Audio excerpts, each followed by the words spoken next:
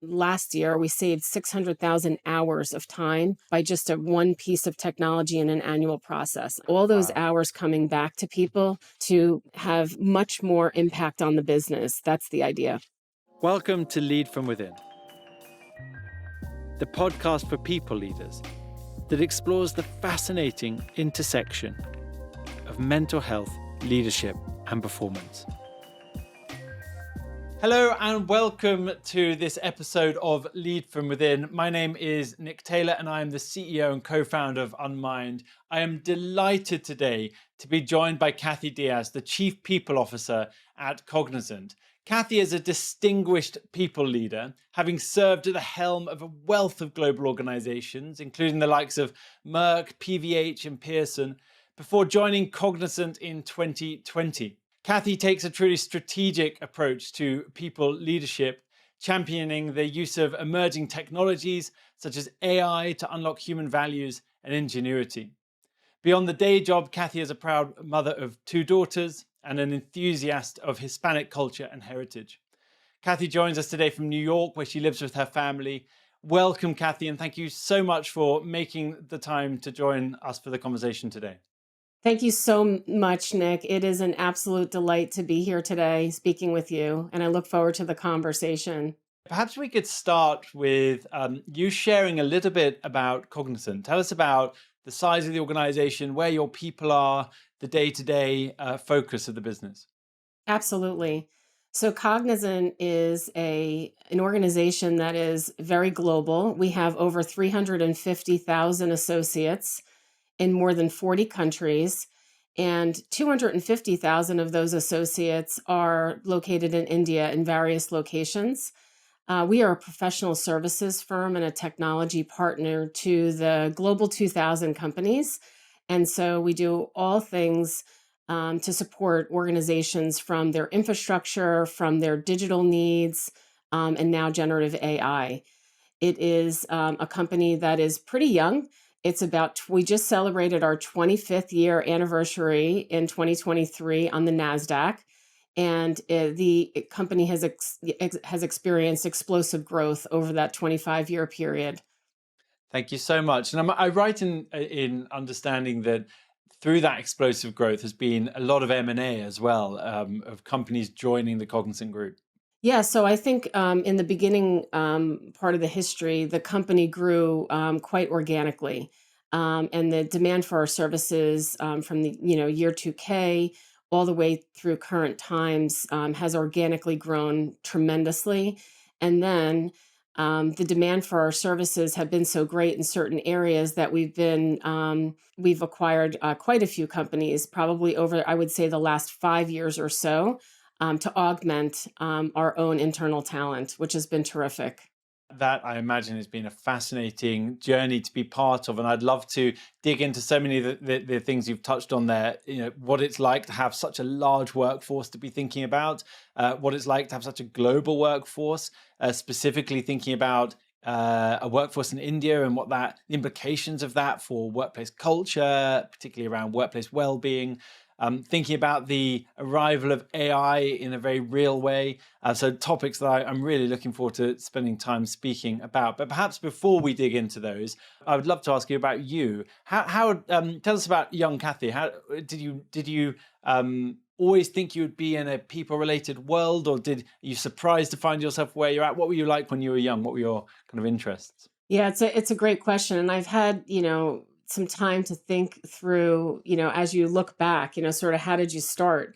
And fascinating, I think, for me is that I really was almost an artist. And so I chose between an accounting major and an art major. Wow. And so you may wonder, wow, that's pretty different. And so I tried both and I decided that I would make a career of accounting. It was something I felt that I was good at, but I spend all of my free time on things that are creative. And so it's been a big reflection. So though I didn't choose art as a profession, I've chosen it as a life study outside of work.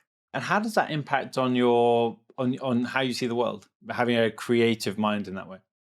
It's interesting. And, I grew up through the Total Rewards. And then before I took the CPO job, And some of the things that I worked on were fairly technical and maybe something that you wouldn't think are so creative. And I think that is a little bit of what I bring to the table, which is a bit different perhaps than some of my colleagues, is that I really have a creative lens to everything that I do, from policies to programs to the way that we implement things. I think it's really helped me actually have a really balanced view around. There's always a solution. I always say that, and there's always a multitude of solutions. And so that's how I see my job. And there's a lot of ways that we can go about things. And I try different things too. It actually makes me sort of free to try different things. I can well imagine how that would be true, and I imagine it's also interesting having that strong analytical or numerical mindset as well, or ability in thinking about workforce planning and thinking about building strong relationships between high performing people culture and a high performing finance culture. Has that been a helpful a kind of aspect to your career as well? Yes, absolutely. And I would say accounting has served me well in all of the areas, and even as an HR person, because we all are responsible for budgets and planning and those types of analytical pieces that people may not think about in HR, but there is a quite a lot of technical aspects of HR. So it's certainly helped there. But what I'd like to say is that I like to take data and that analytical part of, bringing that to the job and actually bringing that forward of how to tell the story using information and data, which becomes very powerful. So it's really marrying financial information, the study of, humans and how we all are as people, and bringing that together to tell a very compelling story to people. And when I say that, I mean, the moments that matter to people are on a very human level, but it's also about generational studies and things like that, and facts. And I'll give an example. In our particular workforce, 90% of our leaders are from Generation X, and yet 85% of our population or our associates are in Generation Y and Z. It's very different, different ways of thinking, different ways of wanting to be rewarded and recognized, as well as different ways they experience change and want to be treated. I was reading a McKinsey report recently talking about well-being and the trends in well-being, and it was talking about how millennials and Gen Zs in the consumer world spend more on wellness products more broadly than older generations. And it's very interesting when you think about workplace well-being and how companies talk and think about it in relation to how it attracts or gains the attention or retains particular generations. Do you think about that in relation to the generational piece? 100%. And I think that in a people company, that's what we are. We are a people company. A lot of our associates will determine whether or not they join us or stay with us based on the way they feel that the company will support their own well-being.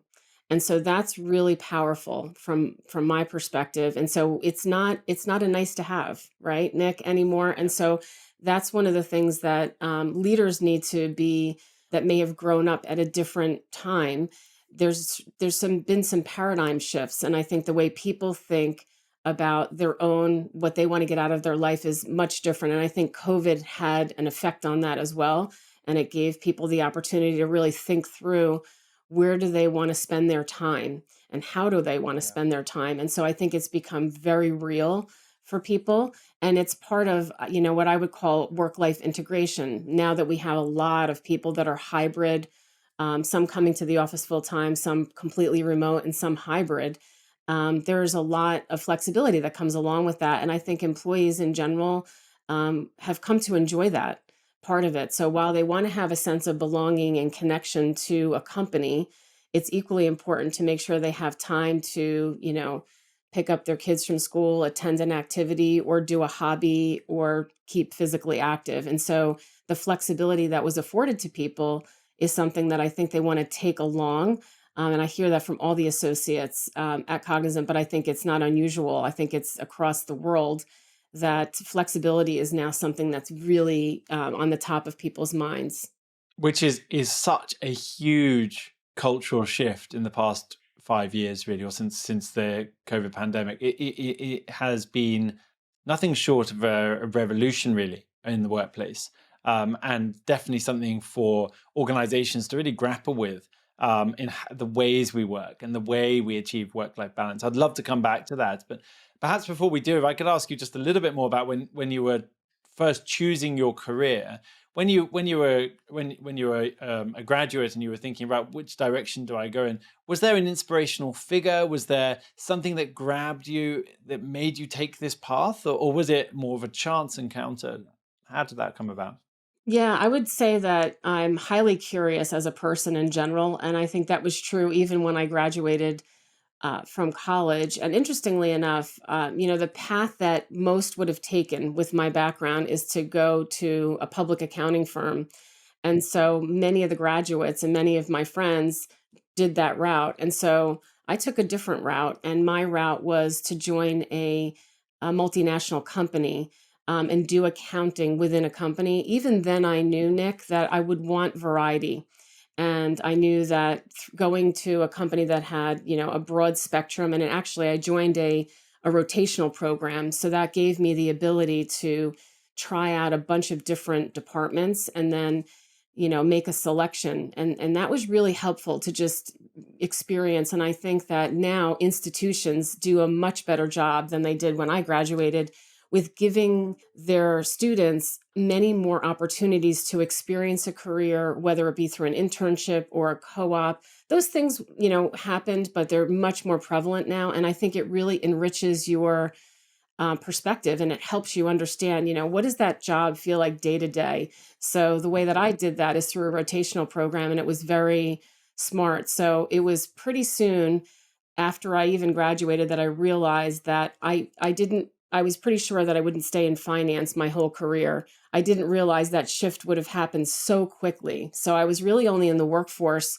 for less than 2 years, and there was an opportunity that came up in human resources, and I took advantage, and I've sort of never looked back. Which I loved my financial background and the experience that I had, and it makes me probably a really good partner, I think, for the finance department. But for me to feel fulfilled, I really like to be in human resources. And what is it you love about human resources? Just the love of people and being around people is probably sort of at the crux of it, right? So it's just the enjoyment of people and bringing out the best in people. But I also really enjoy process and technology, and I think that those three things together have really formulated how I've paced through my career, even from a very early stage. So giving an example. So a lot of what we do, especially at a people company, but even previously, when you have large associate populations, it's really thinking about the things that you're doing, whether it's a benefit or a policy or a program. How does the associate on the other end receive that?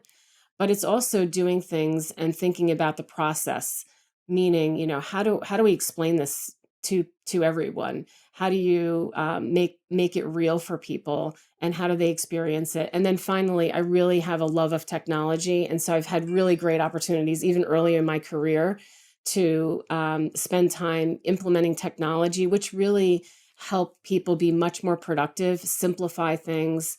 So that's been terrific. To take those three things together has been something that I've had the great pleasure of doing throughout my entire career. Love that answer. And it's interesting hearing you talk specifically about technology in that way, because I think it is a professional world filled with innovation and technology. And do you think that love of technology is a really important part of being successful in HR? 100%. And I think it's only increasing over the period of my career. It's increased.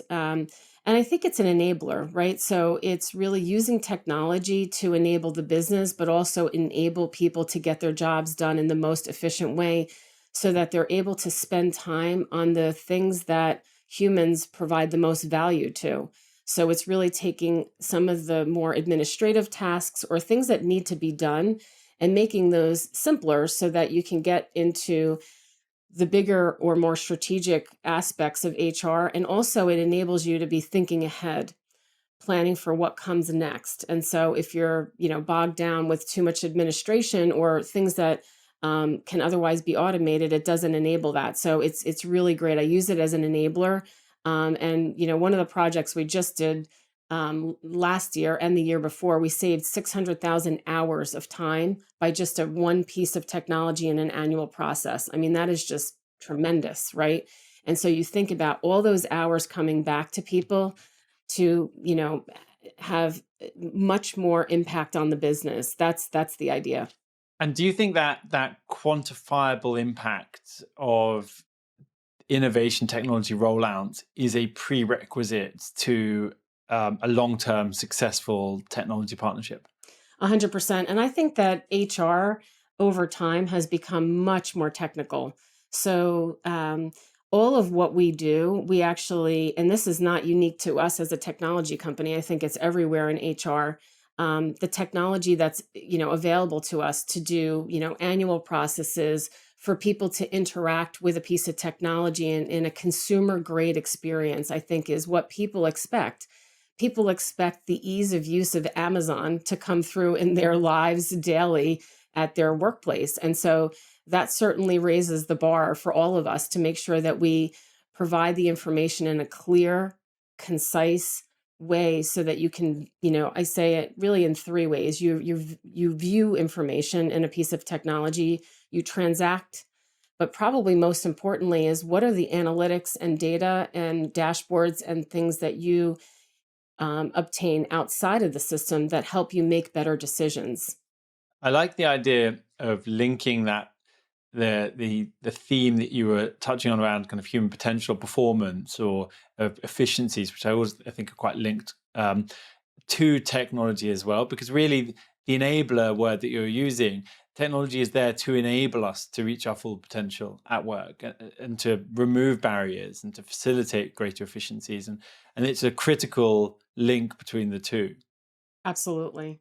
Over your careers, you've gone into more and more senior roles. How have you found managing your personal life, your passions, being a parent with the pressures of work? Have you found that has it been challenging at times? Have you managed it in a way that you're quite happy with, or share that experience a little bit more with us? Yeah, thank you. I had the great opportunity to be at really good companies where I was afforded such great flexibility. So I will say this, my family always came first. And there were times in my career where I was part time for almost 7 years, Nick. So that afforded me the time when my children were young to spend the time to be at their school, to manage play dates and have, a rich experience for them. And at the same time, my career has always been important. I really enjoy working and I really thoroughly enjoy learning. And so it's really been a great balance over the time. And I think that when I look back, there were different times where things were in balance perfectly. And then there were times where it was not quite in balance and I made changes. And so, going from deciding, whether you do daycare or a nanny or how do you take care of your children, and then how do you fit your work around that. I was lucky to have managers that really supported me. And without that, I have to be honest, I don't know that I would have stayed in the workforce because I wanted to make sure that my family was looked after, as a priority for me and, my social relationships and my life. But I also really wanted to make sure that I worked hard to fit work in. And one of the best decisions I made throughout my life, and I say this often, and hopefully my husband, I have to remind him and to say this to him too, is that picking a really great life partner that supported me all the way made all the difference because I could have had these aspirations myself, but without a life partner that was right behind me and really helping me to get all the support and work together as a partnership to make our family work was incredibly critical. There's something very interesting about managing to hold those multiple identities in our lives. If you're somebody who is ambitious and career driven, to introduce a new identity as a parent is, speaking as a parent, not always easy to get that balance right. I was listening to a podcast with a very well known entrepreneur who doesn't have children, and he was describing his ability to work every hour on his company. And I thought to myself, what a different experience that might be to the experience if you have to balance children in the mix as well. And did you find that there was a conflict of identity at points, or did you find that actually because of the what you just described, it was quite a natural blend? Yeah, I think it's different times created different challenges. And I would say once I, would get through one stage and say, okay, this is really working well, something new would come into the mix. So it really keeps you on your feet. And I think being a planner really helped me. I mean, the calendars that I had with highlights and making sure everybody was where they needed to be was hugely important. Meal planning, I wanted to make sure that we had healthy meals. And that doesn't mean that we never ate out. We certainly did. But not as an everyday.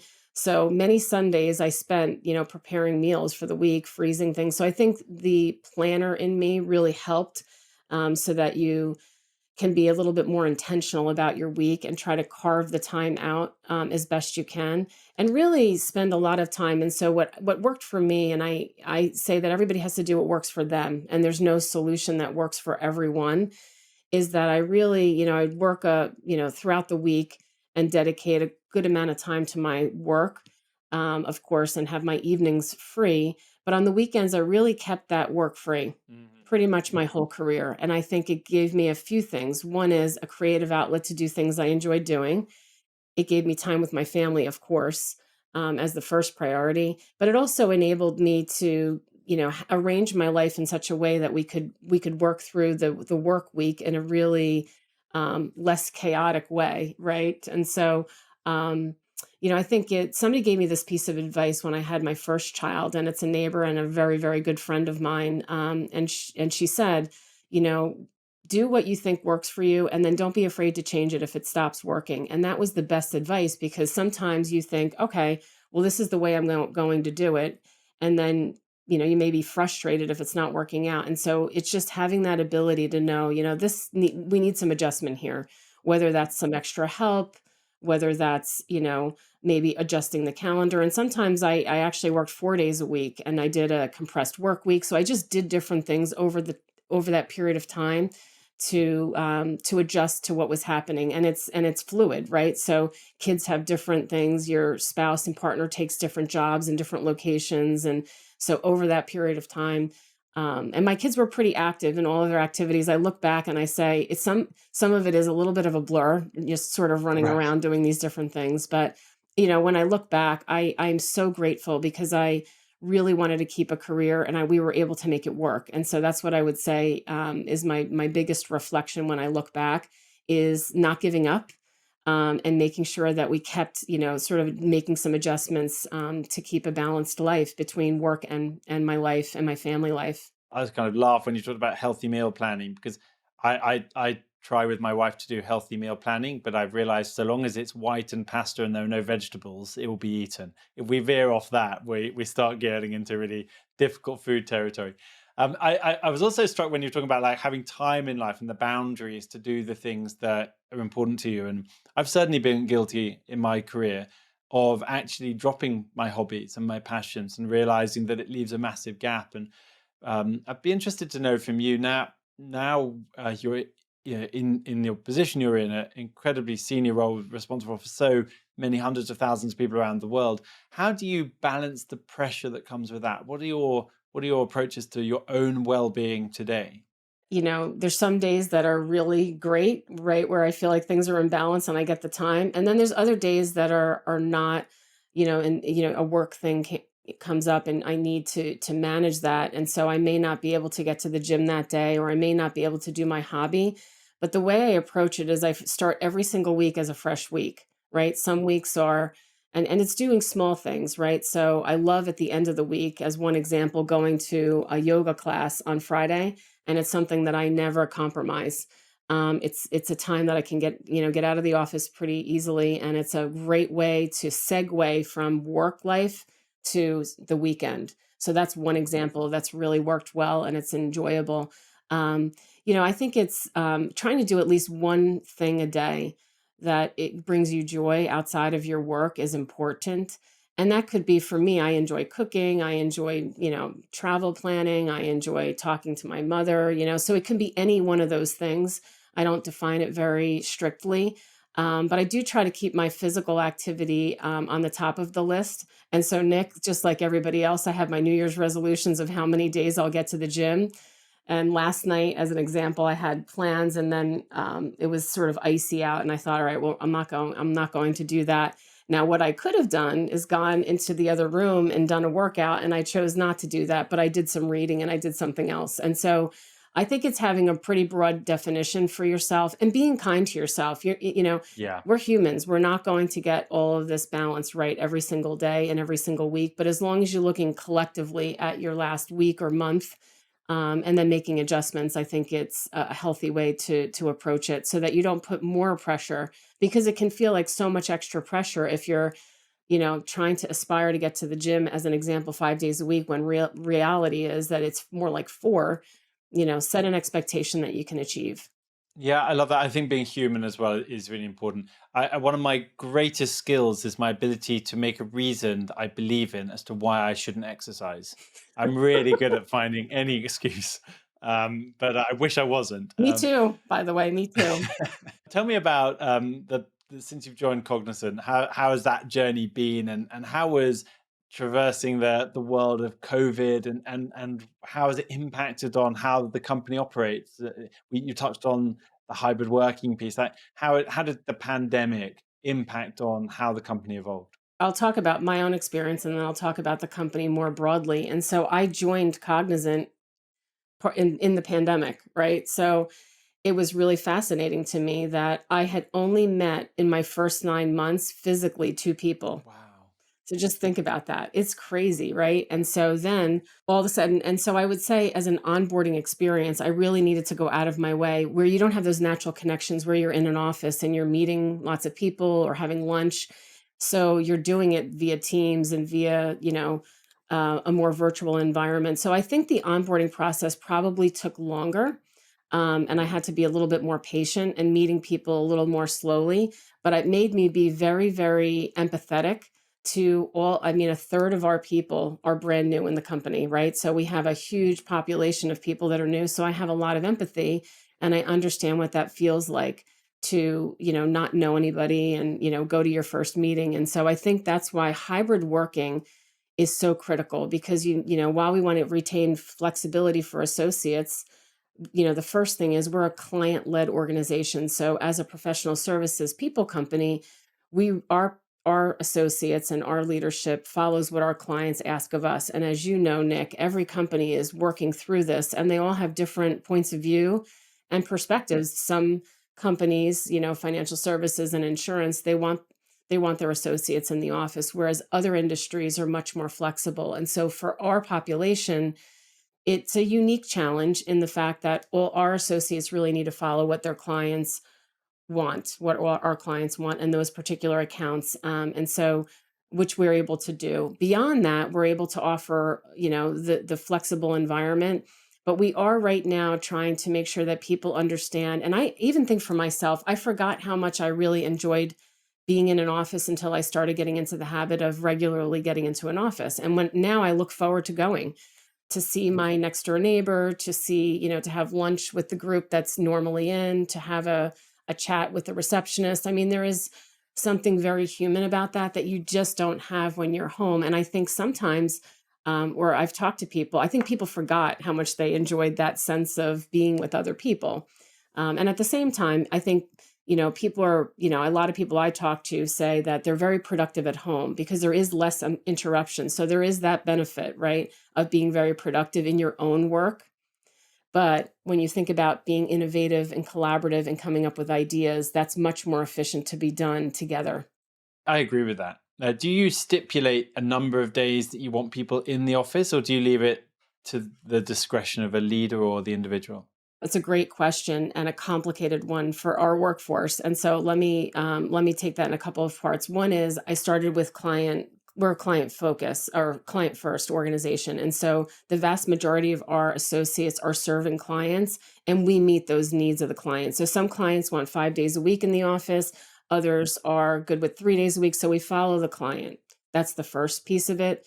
The next piece is we decide from an account level, What is their preference or what do they need? Is it a startup of a new program and maybe we need more people in? So it's much more decentralized. We do not have a mandate, but we have a point of view that we do want people in the office. And so it's been sort of a natural progression, particularly in India, where I mentioned we have 250,000 people. We have big campuses. We certainly want people together. And it's really exciting for me to see festivals are coming back, people coming into the office in these festivals and bringing food in. And those things had been lost. But it also is the way that we and culturally stitch together that feeling of belonging to Cognizant versus belonging to another company. In the rest of the world, it's a little bit different depending on the country, but generally speaking, in a lot of our European countries, for example, associates are pretty much located around the office and they get in on a regular basis, 2 to 3 days a week. And then I think in North America, it depends on where you are. Every situation's a little bit different. So it is a fairly nuanced answer, and that's why a hard mandate for our type of company wouldn't make sense necessarily. So we are, aiming to achieve our goals with really a decentralized approach. Do you find that that same idea of a decentralized approach applies across a whole range of the functions that you're involved with day to day and more broadly across the business? For certain jobs, and I think this is where you get into certain types of jobs are, lend themselves to be remote, right? And so if you're in a call center environment or something like that, it really lends itself to being remote. So, and that's okay. We have jobs that are just designed and are done very effectively in remote working. And then there's other jobs where client interaction every day and working on things are requiring you to be there every day. And then there's a whole boatload of people in the middle that it's a blend, right? It's sort of a blend. And honestly, Nick, we don't have it all figured out, just like every other company.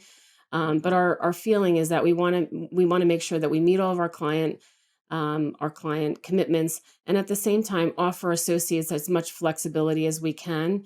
Though we want associates, to see the benefit of having an in-person, enriched, engaged experience. And so, a few things that we're doing in some of our offices is creating that sense of, getting together on a regular basis and some of the groups are having different speakers come in and events, and I think that sort of gives people a purpose to be in the office, so it's not just checking a box per se, but there's a real purpose as to why you're in the office.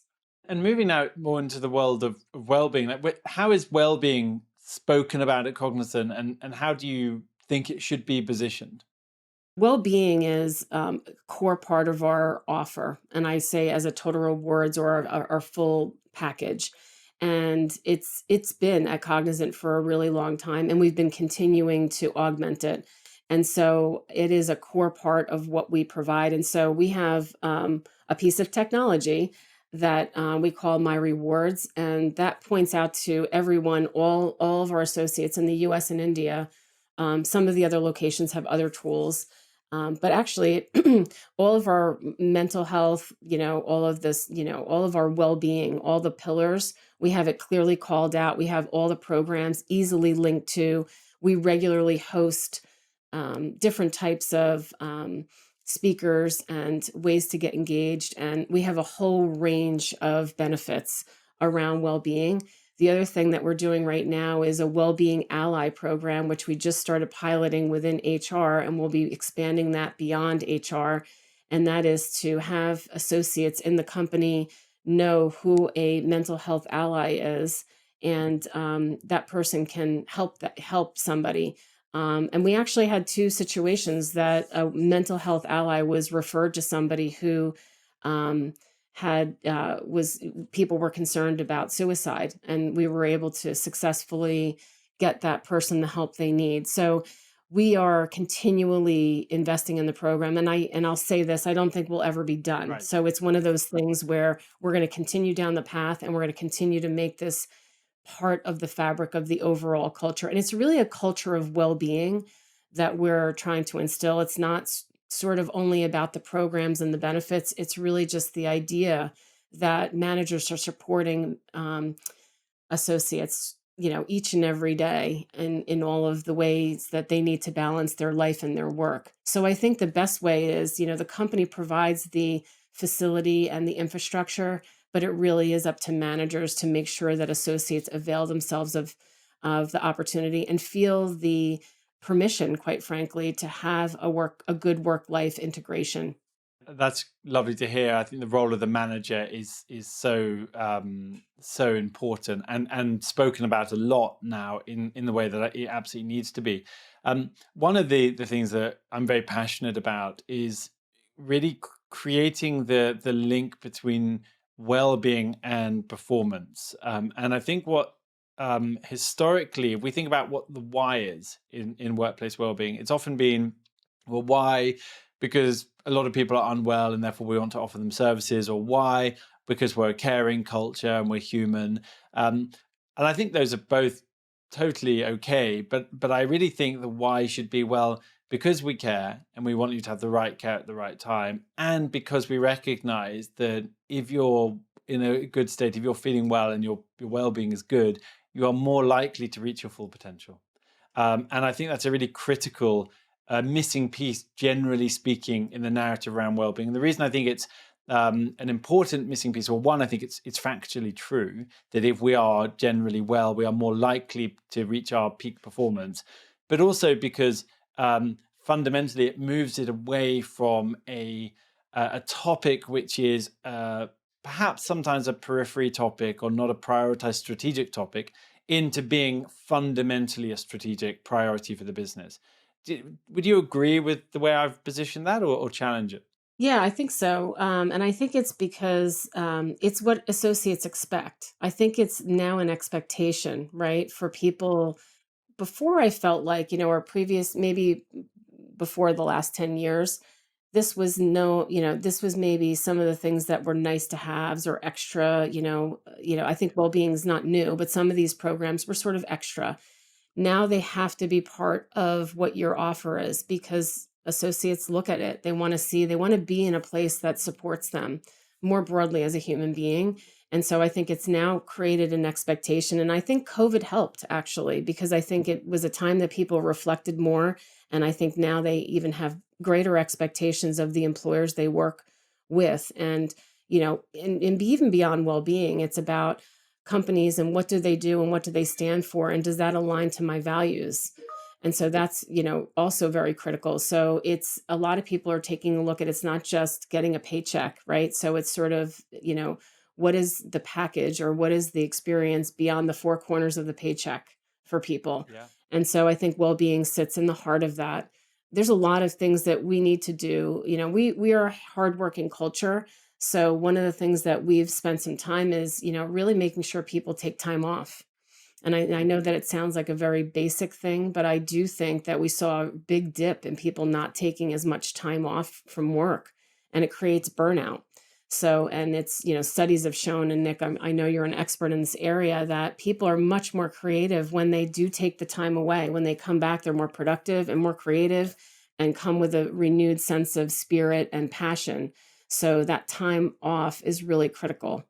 Building on that, you see similar results as a result of environments people are working in being psychologically safe. And yeah, we know that people will be more creative, will do their best work in a psychologically safe environment where they can show up as themselves without fear. And that's one of the reasons managers are such a critical component to this topic, because we need to help our managers become experts at creating psychologically safe environments where their people can flourish. But the reality is, you and I might be deeply passionate about this topic, but actually we need to help our managers and leaders understand why they too should be deeply passionate about this topic, because they need to understand that they're going to get the most out of their people, and their people will become most fulfilled and most engaged by creating that environment. Yeah, and I would take it even another step forward. It's the people that you work with. And it's this ability to look out for each other, right? So it's not even always the manager. You could actually be spending a lot more time with your colleagues, and having a caring culture is really important. And I think one of the things that I love about Cognizant is it is a genuinely kind and caring environment, despite the fact that we are, a very client centric and very busy organization, right, with providing a whole myriad of services to our clients. It's a very family-oriented feel, and I think it comes from just the company was fairly small, 25, 30 years ago, it was a 3,000 person company, and now it's 350,000. So I see it as like a big, small company, and so I think beyond the manager is having people care about each other is also a key component. And, look at, some of your people that you're friendly with, even beyond your manager, may know when something's not quite right, or just having somebody to talk to. Those types of things are really important as well. I guess really it's every level, isn't it? So it's from the board, the chief exec, the executive leadership team, all the way through to the most recent joiner. And you're right. So it's those up down like hierarchical relationships, and it's the peer relationships as well. How would you describe yourself as a leader? Are there particular models you lean on, or particular things you're passionate about? It's funny, I'm not very hierarchical, Nick. So I can tell you that and I truly believe that we are increasingly organizations are moving toward um, you know, organizing by initiative and by skill and those types of things. And so I would just say I like to collaborate a lot with my colleagues. And so a lot of the things that I really enjoy doing is bringing people together to solve problems together. And so obviously you have certain functions that are responsible, but I think it really enriches the experience when they are able to take whatever it is they're doing and make sure they have a good amount of stakeholder input on whatever they're doing. And so I think that the people that work with me would say that you'll see a lot of teams of people working on things more so than sort of a sole person working on it. I like to bring out the best in people, obviously, and leading leaders and coaching. I really enjoy. I enjoy the relationship. I enjoy having a two-way dialogue, and I really listen carefully. So one of the things that I think I'm known for is deeply listening. So I do like to talk a lot, Nick. So I can say that, which is good because I do a lot of talking in the job, but I have equal parts of listening, and I listen carefully, and I try to understand and put myself in the other person's shoes. As an HR person, our job is to really help the business achieve all of the goals, right? So I recently said, HR is your partner, not the police, right? So there's certain parts of the function that we do need to govern things, but I want to make sure that it feels much more like we want the business to come to us and say, this is the business problem we're trying to solve, or this is the help that we need. Can you work with us? And that is, my preference. I think that moving the needle and um, and keeping up with the times is really important. And so I think we always have to push the envelope, especially as leaders, to be looking 5 miles ahead. And so it's so easy to get caught up, and we all have really busy jobs in what you're doing here and now. But I think it's making sure that you take a slice of your time and make sure you're looking forward and planning forward. And right now, that's what I'm deeply thinking about as we're thinking about our 2024 goals as an organization and how we support the business. And, there's certain things that the business needs us to, sort of continuously improve, but there's other things that we want to do a step change.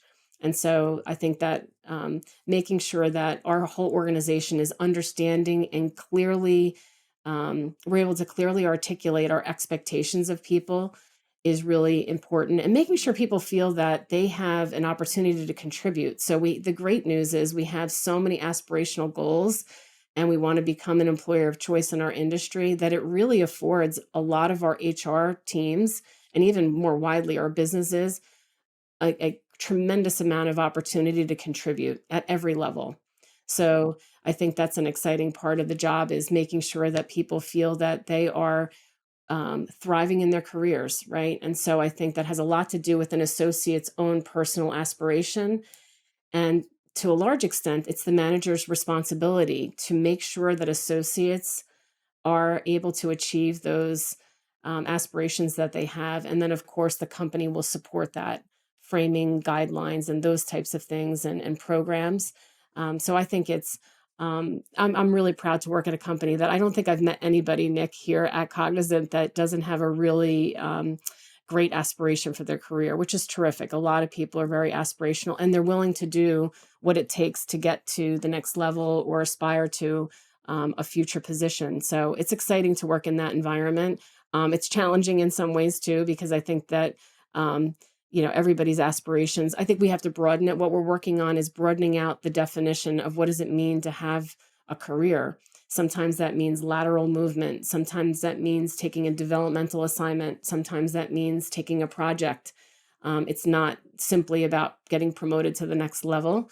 So that is a lot of what we're focused on. And the other piece that we're really focused on is skilling our organization, because if you think about, skills are changing and the shelf life of skills has reduced tremendously. And I know you know this in your reading. So it's not just about skilling up to get to the next level, it's skilling up to stay relevant in your own position. So that's certainly something that we're focused on. Especially now with the arrival of the level of innovation and technology we're seeing, which is seemingly only accelerating, particularly around AI. I think that's absolutely true. I like that idea of HR being an enabler of employees reaching their aspirations. That's a really lovely framing of language. And there's something also about the role of technology. Sometimes I think there's a risk that the narrative is predominantly around technology enables you to do more with less. And I think sometimes that misses the point a little bit, which is touching on what you were saying, which is that ability to think strategically, or to have, when you're on vacation, have time to think, or when you have time to exercise, time to think, etc. We also want technology to enable people to do less sometimes, because it gives space. It gives people the opportunity. Going back to that comment you made earlier about burnout, I think there was a genuine reality for an awful lot of people that they were being asked to do 120% capacity work, and that inevitably leads to a place where people can't succeed. Whereas actually what we know from the research is, to get peak performance, sustainable peak performance, we want people to be doing kind of 80% of their bandwidth, because that gives space to then actually think. And the art of thinking is incredibly important in creativity and productivity and relationship building and innovation. And I hope that some of the innovation in technology will enable that 20% to be found for people in their day-to-day work, as much as creating their ability to cover more ground. We want people to be creative and innovative in their own jobs, but we actually need them to be creative and innovative to serve our clients. So what we really want is our associates to come forward to a client and say, I know you have this problem, but here's some other innovation that we have. So it's offering it up to a whole set of different industries and companies. And so staying relevant is, important, so that we make sure that we have the right skilled people at the right place for to meet all of our client demands, which are changing rapidly. So it offers a lot of opportunity. Along with the challenge of keeping pace with it, it offers so much opportunity for people, and there's new jobs being created. The idea of a prompt engineer with generative AI never existed very short time ago, right? So what's exciting is we'll see new jobs. I think there's new pathways to be had. So it's really an exciting time to be in technology. I completely agree with you. I'd love to ask you about the experience of managing a large population in India as part of your global workforce. There's such a large population there that the culture of the company within the Indian offices and population, how does that inform, well, two things. How do you have to think about your work in order to be rolling out programs and strategies that are culturally going to resonate? And equally, how does having such a large population in India impact on the culture of the way Cognizant thinks about topics, from performance to well-being to work-life balance? Our India benefits department has done a terrific job in really getting families involved in their well-being activities, which I have been super impressed. And so we have a very competitive organization, right? In a good way, very healthy competitions around becoming healthy and doing things like that. So we've done these annual challenges for years, and we've gotten some awards for them. And some of it has to do with engaging your family with you. So it's a very familial culture. And so you can see that transcends into the company, right? A lot of people have known each other. They know each other's families. It's, multi generations living in the same household. So actually, what associates do for the company, it's almost like their whole family does that for the company. That's very So it, interesting. it creates a really interesting dynamic. And so you have a whole set of families that are behind the company. And so it's not really a worker, it's really the worker plus the extended family that supports that worker, which has been fascinating. I think my favorite parts of my job is traveling, and I love my travels to India. In fact, I'm planning another trip. I probably can't get there enough, Nick, honestly. Um, but we have a terrific, HR team in India, and we have a terrific, HR team around the globe that supports India and the rest of the world too. What I would say is that it's somewhat of our upbringing was a huge Indian population. India will always be an important part of our culture, and so I think the way that people think about each other and treat each other is in a very kind, respectful, and so you see the culture coming through. They also care deeply about each other, so it's some of these things are somewhat natural, which is terrific. The mental health ally program, as an example, we had so many volunteers in HR. We had more volunteers than we needed, which is a good problem to have, actually, because it just speaks to sort of the way that the culture is. It's a very hardworking and very, very committed workforce, very passionate. I get very excited and I spend time every time I go to India with our recent graduates. So we hire thousands of graduates every single year from universities. And these graduates, it's just amazing how many skills they have and how excited they are to join the workforce. It is contagious. And so to build, heritage in a company, we have a lot of people that have been here all the way from university, all the way now until they're leaders. And so it's that feeling of being part of something way beyond sort of the job and the day to day, and being super proud. I think the company in general had been very entrepreneurial, right, as a startup. And you still see that entrepreneurial spirit today. And we're this giant Fortune 200 company, so it's harnessing all that entrepreneurial spirit and making sure it's we're having our clients get the benefit, and that's what clients love about us. We're super flexible. We bring ideas to them. We have deep industry domain experience. So if you're in healthcare industry, we have a lot of healthcare experts.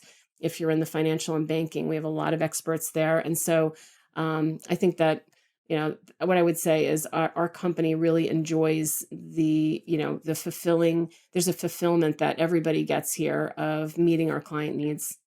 I love that. Some of the language that's coming through is like fulfillment and purpose and family, and they're such important words for people feeling well in their life and feeling connected to their day-to-day life. So it's lovely to hear.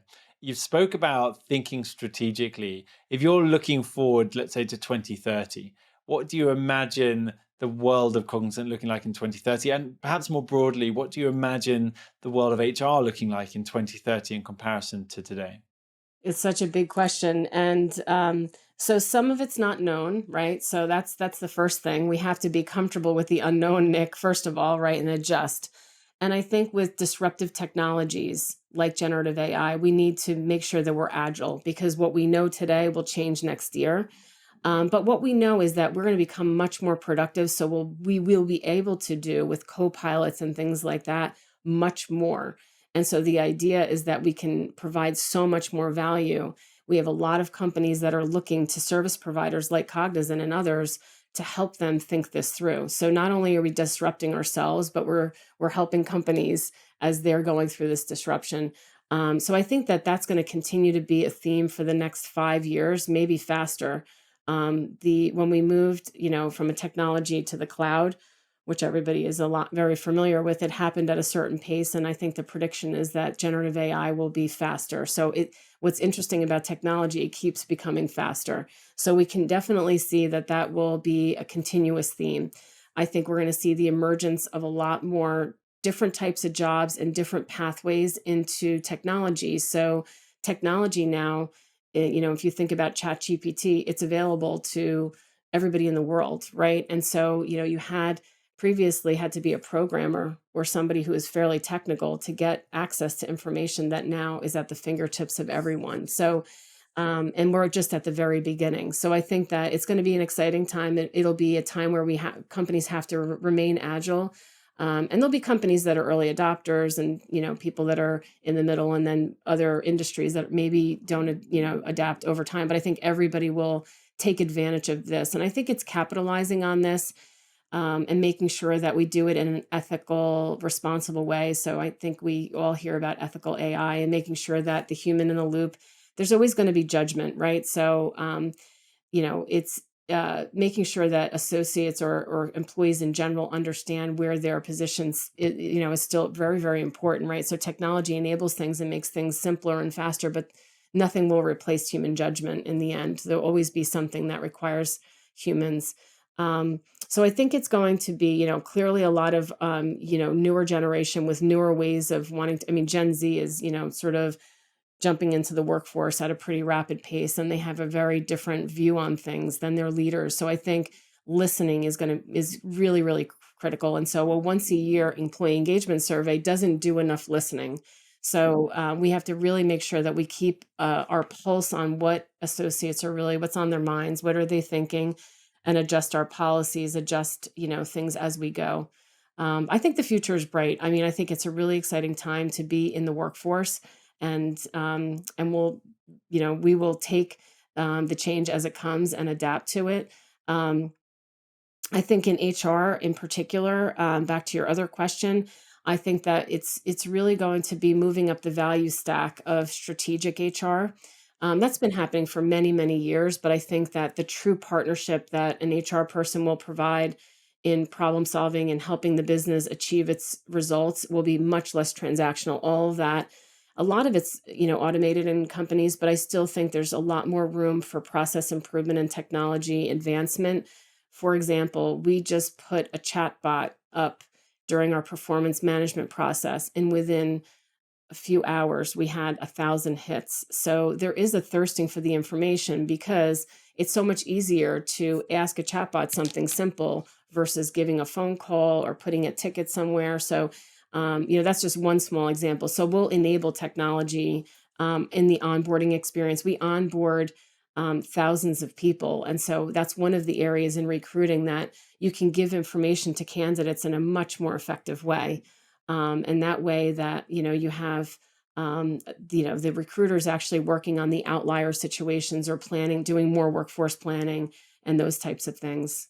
Yeah, I love that, and I think that optimism comes through as well, and I share that optimism. I think specifically in the world of well-being as well, there's going to be incredible momentum as we can provide greater personalization, greater accessibility, greater anonymity, better clinical care and clinical outcomes through the use of technology. And I think AI is going to be totally transformational actually around this topic, both helping managers to lead better, create more psychologically safe environments, but also helping individual employees access the care that they're seeking as well.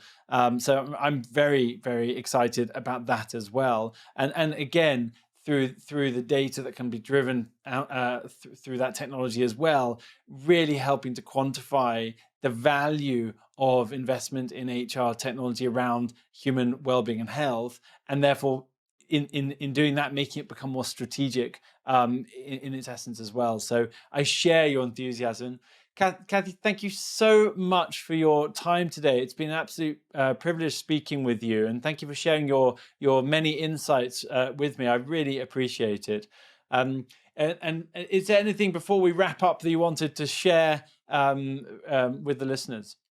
Thank you so much, Nick. I think that what I would just share is that well-being, in particular, since we talked about that, is so critical, and making sure that people don't feel a stigma, I think is something that all of us practitioners need to continue to do. And I think some cultures have more stigma than others. And I think making sure that people feel really safe to speak up and get help is, I think, the thing that I see the most opportunity. And I think we have a long way to go. And I'm really excited about seeing the programs that are out in the world and the ones that we're doing at Cognizant. But I think that destigmatizing mental health has to be a top priority for every company. And it's on the top of my list. I totally agree with that. And I think that you're right. The level of stigma does vary around the world in quite surprising and interesting ways. Sometimes